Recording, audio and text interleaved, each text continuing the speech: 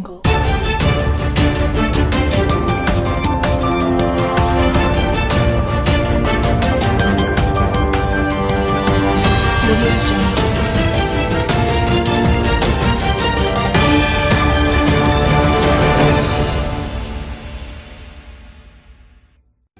Philippines says it won't end U.S. military access agreement amid South China Sea tensions. The Philippines has reversed its decision to end an important military agreement with the United States as territorial tensions with China heat up in the South China Sea. President Rodrigo Duterte had decided to retain the Visiting Forces Agreement (VFA) in light of the political and other developments in the region, said Philippine Foreign Affairs Secretary Teodoro Locsin Jr. in a social media post Tuesday.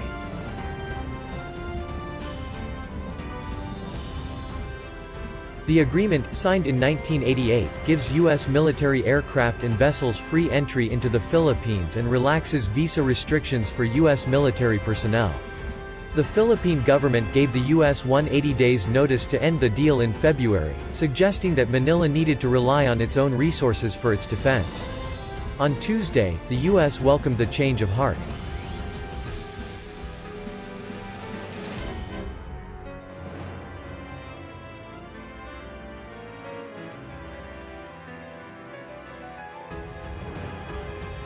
A U.S. Navy landing craft offloads Marines during an exercise in the Philippines in 2019.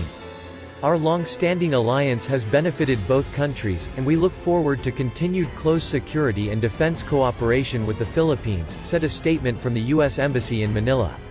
The Philippines was once home to two of the America's largest military bases outside of the U.S., Clark Air Base and Subic Bay Naval Station.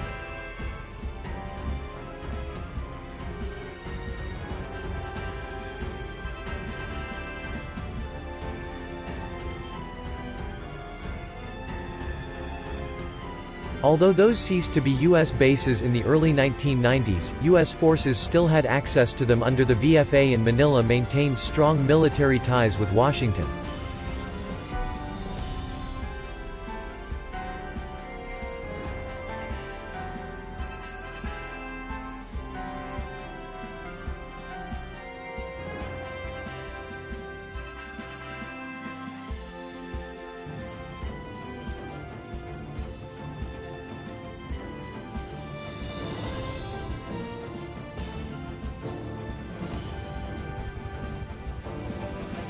But over the past few years, Duterte has been tilting away from those historical ties with the U.S. and toward China, which has offered a closer economic relationship with Manila. "I need China. More than anybody else at this point, I need China," Duterte said before flying to China in April 2018.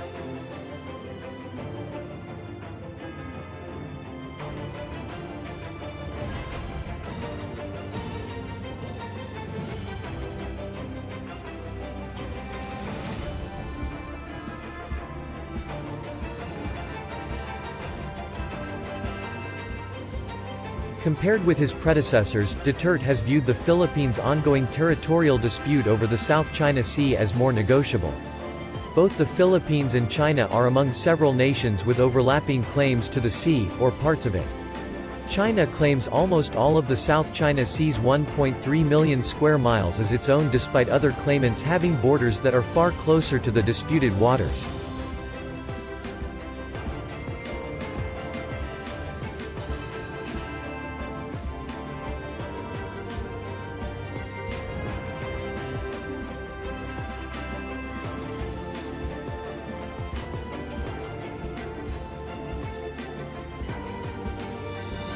Last year, Duterte said he had been offered a controlling stake in a joint energy deal by Chinese President Xi Jinping in exchange for ignoring an international arbitration in Manila's favor on the South China Sea.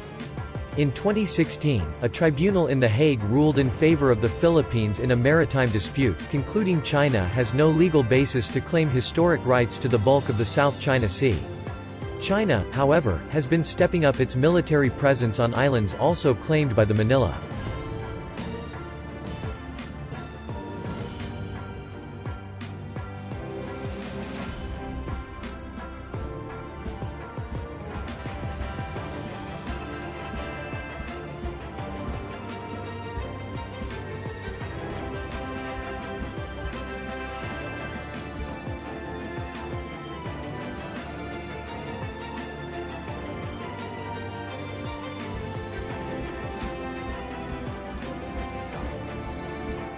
In the past 2 months, the People's Liberation Army has moved advanced anti-submarine warfare and reconnaissance aircraft to Fiery Cross Reef, known as Kajadingan in the Philippines, in the Spratly Islands chain.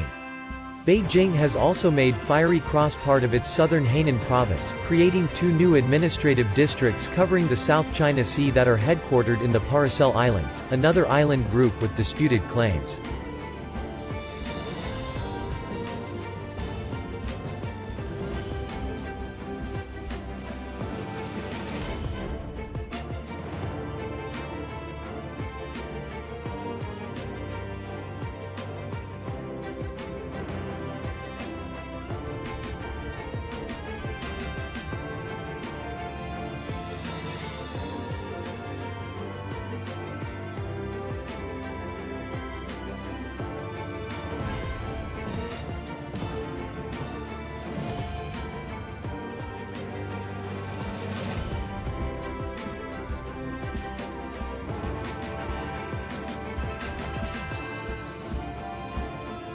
Additionally, China has maintained a presence of maritime militia vessels around Thitu Island, the largest Philippine-occupied island in the Spratly Archipelago, for well over a year, according to the Asia Maritime Transparency Initiative. An average of 18 Chinese vessels have been around the island each day, according to an AMTI satellite analysis published in March, hampering Philippine attempts to build up infrastructure there.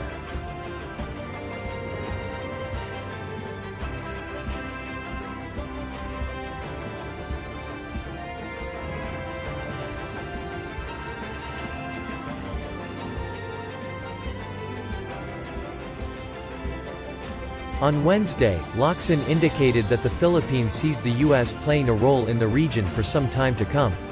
We look forward continuing our strong military partnership with the United States, even as we continue to reach out to our regional allies in building a common defense towards enduring stability, peace and continuing economic progress and prosperity in our part of the world, he said.